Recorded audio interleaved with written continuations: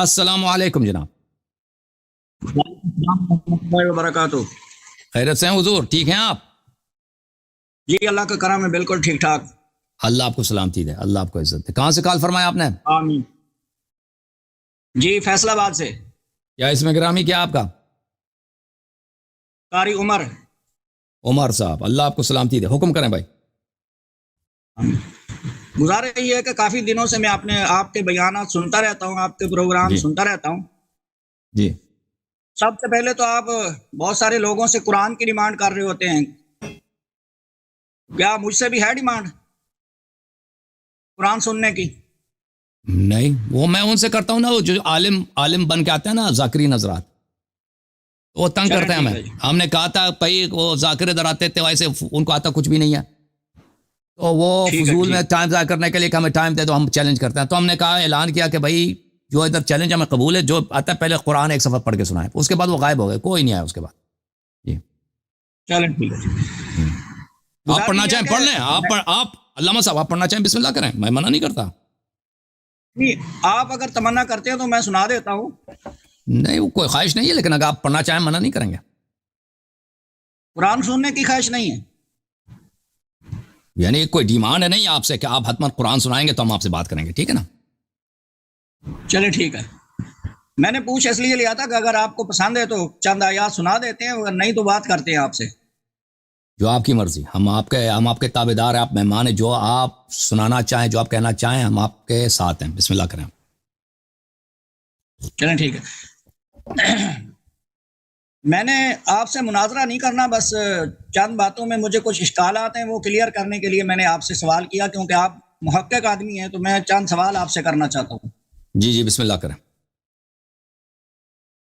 میرا پہلا سوال یہ ہے کہ محترم، میں نے سنا یہ ہے کہ اہل تشیع کے نزدیک جو ان کے 12 امام ہیں وہ معصوم ہیں. اس کے سوا ہو ہی نہیں سکتا.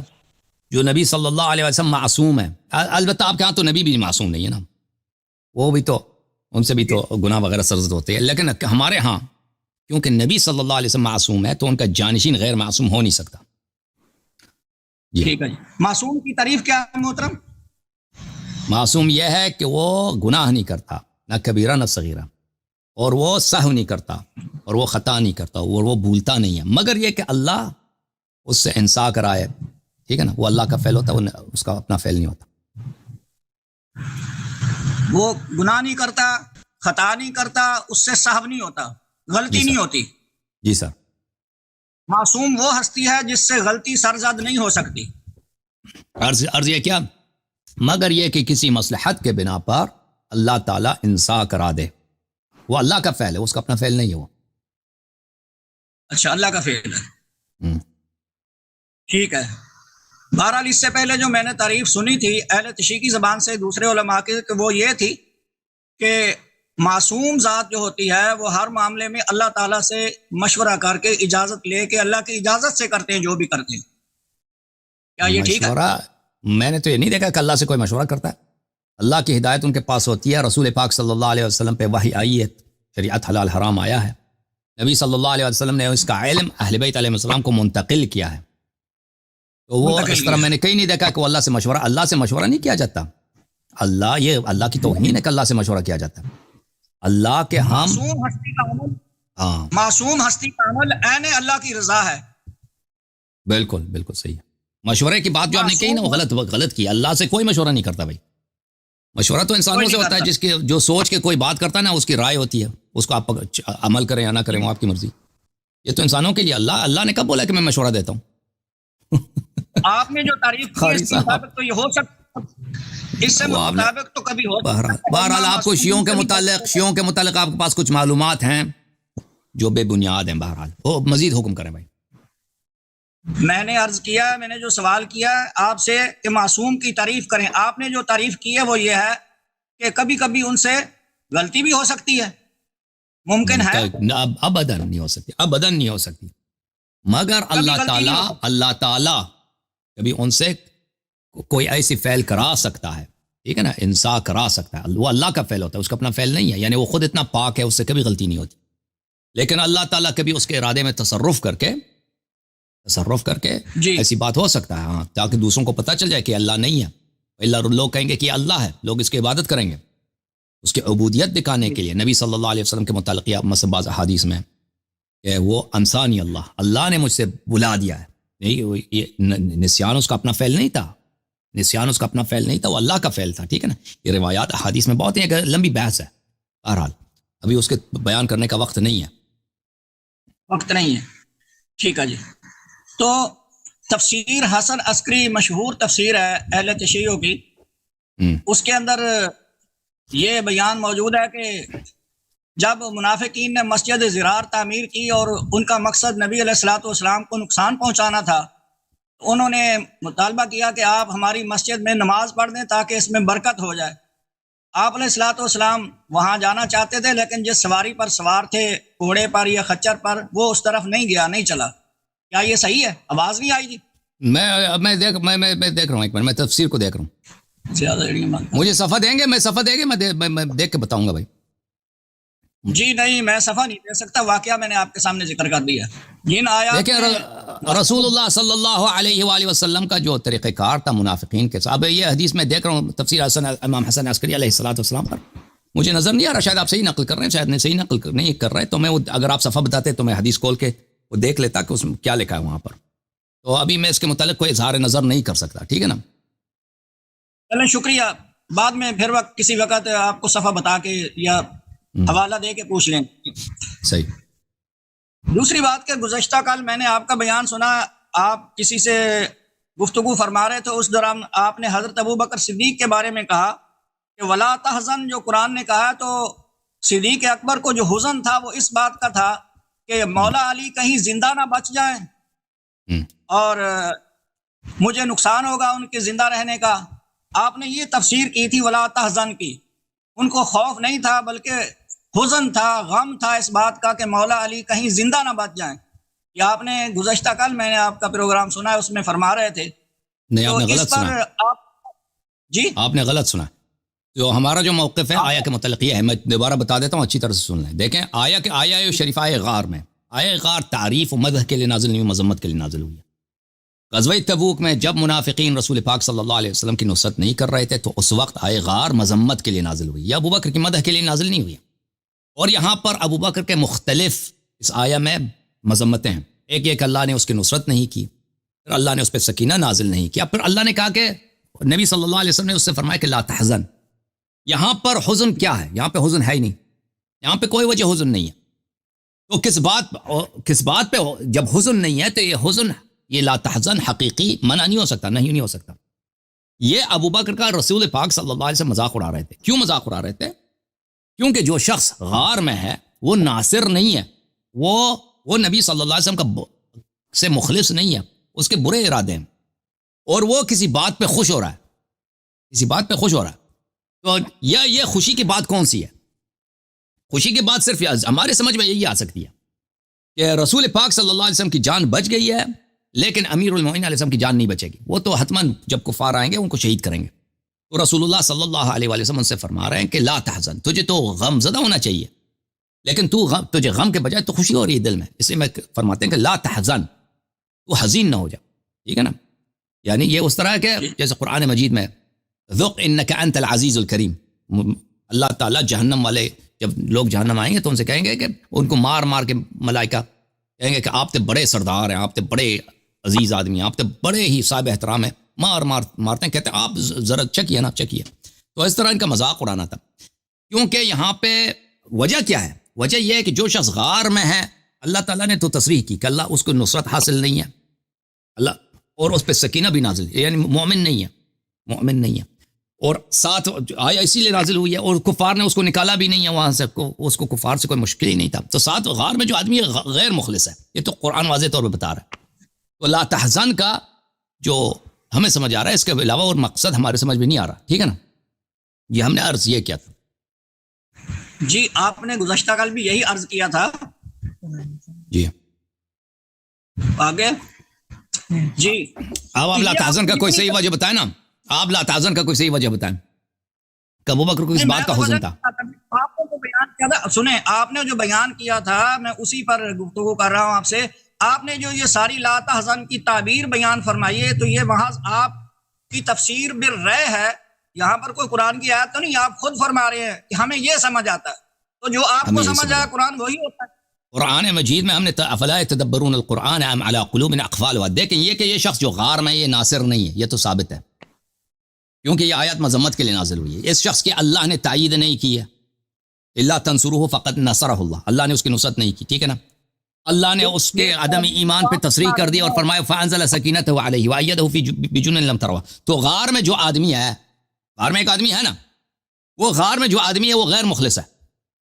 اب اس سے کہا جا رہا ہے کہ تو غم نہ کر میرے بھائی، غم نہ کر۔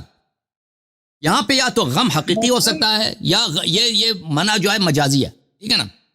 حقیقی تو ہو نہیں سکتا کیونکہ اس کو وہاں پہ کوئی مصیبت نہیں آئی ہے، تو مجازی ہے۔ مجاز کے احتمالات کیا ہیں؟ مجاز کے احتمالات میں وہاں پہ صرف یہی ہے کہ اس شخص کو خوشی ہو رہی ہے، کہ خوشی ہو رہی ہے کہ بھائی اب جو ہے نا اس کے بھائی قتل ہو جائیں گے۔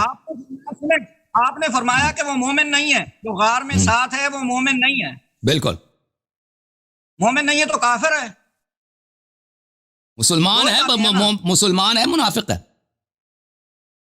اچھا منافق ہے، جی ہاں، ٹھیک ہے جی، آپ نے متعین کر دیا وہ کہ منافق بھی کفار کے اقسام میں سے ہے۔ اگر وہ مومن ہوتا تو اللہ اس کی نصرت بھی کر دیتا، اللہ اس کو مومن کے الفاظ سے ذکر کر دیتا، اللہ تعالیٰ اس پہ سکینہ بھی نازل کر دیتا نا، میں نے بار بار کہہ دیا۔ میں تو خود یہ کہہ رہا ہوں کہ نفاق جو ہوتا ہے وہ کفر کے قریب ہوتا ہے، ایمان کے قریب نہیں ہوتا، ایسے ہی کفر کے اقسام میں سے، کفر کے اقسام میں سے، اقسام میں سے ہے۔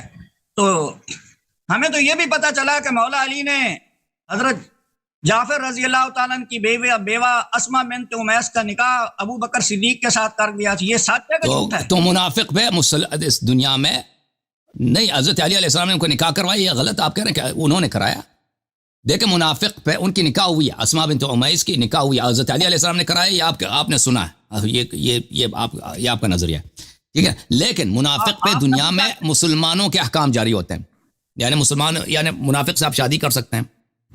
منافق اگر باپ مر جائے، باپ مسلمان ہے، بیٹا منافق ہے، بیٹے کو ارث ملے گا، اگر کافر ہو تو نہیں ملے گا، لیکن یہ بیٹا منافق ہے، دل میں کافر ہی ہے، لیکن اس کو ارث ملے گا۔ اگر اس منافق کو کوئی قتل کرے اس کا قصاص ہوگا، جیسے یعنی بالکل وہی حقوق جو مسلمانوں کے ہے، حقیقی مسلمان مومن کے، وہی حقوق دنیا میں منافق کے بھی ہیں۔ تو یہ اسلام کا حکم ہے، شادی ہو جانے سے اس کی منافقت رد نہیں ہوتی، کیونکہ منافق کی عرض بھی ہوتی ہے، نکاح بھی ہوتی ہے، سب کچھ ہوتا ہے، اس پہ سب مسلمانوں کے احکام جاری ہوتے ہیں۔ تو آپ کو پتہ ہے کہ نبی صلی اللہ علیہ وسلم نے عبداللہ ابن ابی ابن سلول کا جنازہ پڑھا تھا، آپ کو پتہ ہے؟ جی اللہ تعالیٰ نے منع کر دیا، پڑھایا تو ہے نا، پڑھایا، وہ تو آپ لوگوں کا عقیدہ ہے، وہ تو عمر کا ابن خطاب کا ادعا ہے نا۔ ان کے ہاں بخاری میں یہ ہے بھائی کہ رسول صلی اللہ علیہ وسلم نے پڑھانے گئے تھے تو عمر نے پکڑ کے ان کو کھینچا، یہ بے احترامی دیکھیں کہ اللہ کیوں آپ نماز پڑھ رہے ہیں ان کی، اس کی تو اللہ نے آپ کو منع نہیں کیا، تو رسول صلی اللہ علیہ وسلم نے فرمایا کہ اللہ نے منع نہیں کیا، اللہ نے فرمایا کہ چاہے ان کے لیے استغفار کریں یا نہ کریں، اللہ ان کی مغفرت کر دے، اللہ ان کی مغفرت نہیں کرے گا، اللہ نے مجھے اختیار دیا کہ میں پڑھوں یا نہ پڑھوں، تو پھر کہتا ہے کہ تم نہ پڑھو، پھر عمر کہتا ہے کہ اس نے پڑھایا، اس کے بعد اللہ نے میری تائید کی، اللہ نے آیت نازل کیا کہ ان پہ کبھی نماز نہیں پڑھنا۔ تو یہ عمر بن الخطاب کا ہے نا کہ اللہ تعالیٰ نے رسول صلی اللہ علیہ وسلم کی مذمت کی اور میری تعریف کی ہے، یہ آپ لوگوں کا عقیدہ ہے عمر کے متعلق، اس کا ادعا ہے۔ تو بہرحال نبی کریم صلی اللہ علیہ وسلم منافقین پر اسلام کے احکام جاری کرتے تھے جب تک کہ وہ ظاہری کفر کا اظہار نہ کرتے علن، تو ان کے ساتھ کفار والا معاملہ نہیں کرتے، ان پہ بالکل اسلام کے حکم، مسجد میں آتے ہیں، نماز پڑھتے ہیں، رسول صلی اللہ علیہ وسلم کے پاس اگر زکوٰۃ آتے ہیں تو زکوٰۃ جیسے عام مسلمانوں کو دیتے منافقین کو بھی دیتے تھے، بلکہ منافقین کو زیادہ دیتے تھے مؤلفۃ القلوب ہونے کی وجہ سے۔ جی آپ نے اس بات کو تسلیم کر لیا نا کہ عبداللہ ابن ابی منافق کا جنازہ پڑھایا، بعد میں اللہ تعالیٰ نے منع فرما دیا، یہ ٹھیک ہے؟ جی آپ کیا کہہ رہے ہیں، پیغمبر نے غلطی کیا؟ آپ کہہ رہے ہیں پیغمبر نے غلطی کیا؟ میں یہ نہیں کہہ رہا۔